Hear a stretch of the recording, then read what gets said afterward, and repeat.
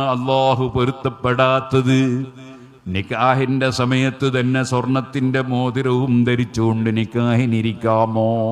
നിക്കാഹ് നടന്നു കഴിഞ്ഞാൽ അതേ നന്നായി ചമയിച്ചൊരുക്കിയ പെൺകുട്ടിയെ കൊണ്ടുവന്ന് സ്റ്റേജിൽ കയറ്റി മറ്റുള്ളവർക്ക് ദർശനത്തിന് വെക്കാമോ?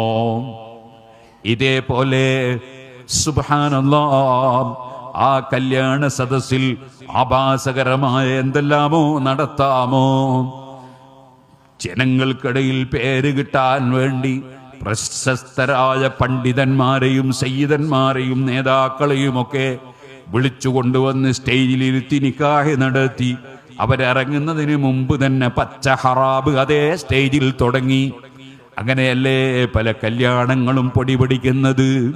കാലം കുറച്ചേ മുന്നോട്ടെത്തിയാൽ ഇതിന്റെ ഭാവി കാര്യങ്ങൾ എന്താണെന്ന് ദുന്യാവിലുള്ള വിഷയം നിനക്കറിയാമോ?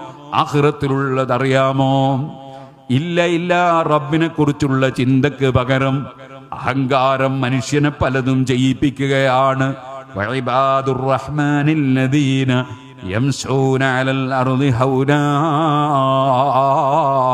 പടച്ചവന്റെ അടിമയാണെന്ന ബോധത്തോടെ ജീവിക്കുന്ന പടച്ച റബ്ബിന്റെ ഇഷ്ടദാസന്മാരായ അടിമകൾ, അവർക്ക് അഹങ്കാരമില്ല.